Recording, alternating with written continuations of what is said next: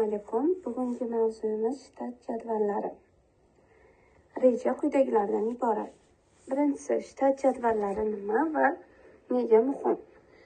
Loyihalash tamoyillari, lavozim tavsiflari, ish yuklamasini tahlil qilish, ish haqqi tizimini integratsiyalash va samaradorlikni baholash. Birinchi bo'lib, shtat jadvallari o'zi nima va nima uchun muhim degan savolga javob berib o'tamiz. Shtat jadvallari bu tashkilotning inson resurslarini boshqarish bo'yicha rasmiy hujjat hisoblanadi. Unda barcha bo'limlar, lavozimlar, ularning miqdori va maoshlar ko'rsatilgan bo'ladi. Bu hujjat nafaqat boshqaruv uchun, balki yuridik maqsadlar uchun ham zarur. Shtat jadvallari to'g'ri tuzilganda tashkilot quyidagi afzalliklarga ega bo'lishi mumkin. Bular: har bir bo'limdagi xodimlar soni aniq belgilanadi. Lavozimlar o'rtasidagi munosabatlar tushunarli bo'ladi. Ish haqqi xarajatlari prognoz qilinadi. Qo'shimcha xodimlarni jalb qilish zarurligi aniqlanadi hamda tashkilotning maqsadlariga muvofiqligi ta'minlanadi. Tashkilot strukturasini belgilash, ya'ni shtat jadvallari tashkilotning organoleptik tuzilishini aniq belgilaydi va har bir bo'limdagi lavozimlar sonini ko'rsatadi. Budjet rejalashtirish, ya'ni jadvallar orqali ish haqqi xarajatlarini aniq hisoblash va tashkilot budjetini samarali rejalashtirish mumkin. Samaradorlikni oshirish. To'g'ri tuzilgan shtat jadvali tashkilot samaradorligini oshirishga yordam beradi va resurslarni optimal taqsimlashga imkon yaratadi. Shtat jadvalini loyihalash tamoyillari mavjud. Shtat jadvallarini to'g'ri loyihalash bu murakkab, lekin juda ham muhim jarayon hisoblanadi. Quyidagi asosiy tamoyillar keltirib o'tilgan. Birinchisi, tashkilot maqsadlarini hisobga olish, ya'ni jadval tashkilotning strategik maqsadlariga mos kelishi zarur. Ikkinchisi, bo'limlar sonini aniq belgilash. Har bir bo'limning funksiyasi va kerakli xodimlar soni aniqlanadi. Keyingisi, lavozimlarni kerakli tartibda joylashtirish. Bo'shliqni va ma'muriy munosabatlarni aniq ko'rsatish kerak. To'rtinchisi, maoshlarni to'g'ri belgilash. Har bir lavozim uchun maosh darajasi va toifasi ko'rsatiladi. Va oxirgisi, har xil sharoitlarni nazarda tutish.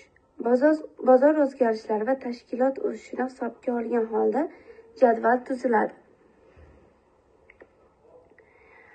Asosiy me'yoriy hujjatlar mavjud. Bular: tashkilot nizomi, bo'limlar vazifalari, ish haqqi to'g'risidagi qonun hamda stajirovka va qo'shimcha ishlar to'g'risidagi qoidalar. Bular me'yoriy hujjatlar asosiylari. Ko'zga ko'rinmas ayrim xususiyatlar mavjud. Bular: bo'shliqni aniq ko'rsatish, vaqtincha lavozimlarni belgilash, stajirovka o'rindiqlarini ko'rsatish, qo'shimcha ishlar uchun imkoniyatlarni nazarda tutish.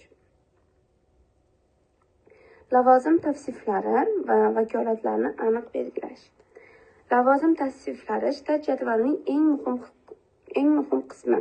Har bir lavozim uchun to'liq tavsif tayyorlash zarur. Lavozim nomi, ya'ni uyali va tushunarli nom bo'lishi kerak. Masalan, marketing menejeri, buxgalteriya boshlig'i. Ikkinchisi, vazifalar va mas'uliyatlar. Har bir lavozim bo'yicha bajariladigan ishlar va javobgarlik darajasi aniq ko'rsatiladi. Keyingisi, ko'nikmalar va talablar. Kerakli ma'lumot, tajriba, ko'nikmalar va sertifikatlarni ko'rsatish kerak. Va oxirgisi, vakolatlar. Har bir lavozim egasi qaror qabul qilish va boshqalarga buyruq berish huquqini oladi. Lavozim tavsifining asosiy qismlari. Bular: lavozim nomi va tashkilot ichidagi o'rni, bo'linmaga yoki bo'linmaga bog'liq, boshqaradigan xodimlar soni, bajariladigan asosiy vazifalar, haftalik ish soatlari, maosh va bonuslar va qo'shimcha imtiyozlar. Topshiriqlarni taqsimlash. Har bir topshiriqni kim bajarishi aniq ko'rsatiladi. responsible ya'ni mas'ul, accountable javobgar, consulted maslahat so'raladi, informed xabardor qilinadi. Ish yuklamasini tahlil qilish va resurslarni taqsimlash. Ish yuklamasini to'g'ri tahlil qilish shtat jadvalini samarali tuzishning kaliti. Bu jarayon quyidagi bosqichlarni o'z ichiga oladi. Ma'lumotlar yig'ish. Bunda barcha bo'limlar tomonidan bajariladigan ishlar va ularni bajarish uchun ketadigan vaqt yig'ib olinadi. Keyingi bosqich topshiriqlarni to'g'ri taqsimlash. Ya'ni har bir topshiriqni kim bajarishi aniq belgilanadi va zaxira xodimlar ham ko'rsatiladi. Va keyingisi samaradorlikni hisoblash. Har bir xodimning ish kunida qancha vaqt ishga sarflanishi va necha foiz yuklama bilan ishlashi aniqlanadi. Resurslarni optimal taqsimlash. Tashkilotda cheklangan resurslar mavjud. Shuning uchun ularni to'g'ri taqsimlash juda muhim. Asosiy faoliyat. Asosiy ishlar uchun eng yaxshi mutaxassislarni jalb qilish. Qo'llab-quvvatlovchi bo'limlar uchun zarur xodimlar, boshqaruv bo'limi uchun iloji boricha kam sonli mutaxassislar jalb qilinadi. Resurslarni taqsimlashda quyidagi omillar hisobga olinishi kerak. Bular: har bir bo'limning strategik ahamiyati, bo'limlarning o'zaro bog'liqligi, ish hajmi va muddatlari, xodimlarning malakasi va tajribasi hamda texnologik jihozlar.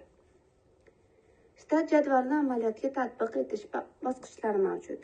Shtat jadvalini amaliyotga tatbiq etish ketma-ketligi talab qilinadigan jarayon. Birinchi bosqich tashkilot ijrosi, ya'ni jadvalni rasmiylashtirish va barcha bo'lim boshliqlariga taqdim etish.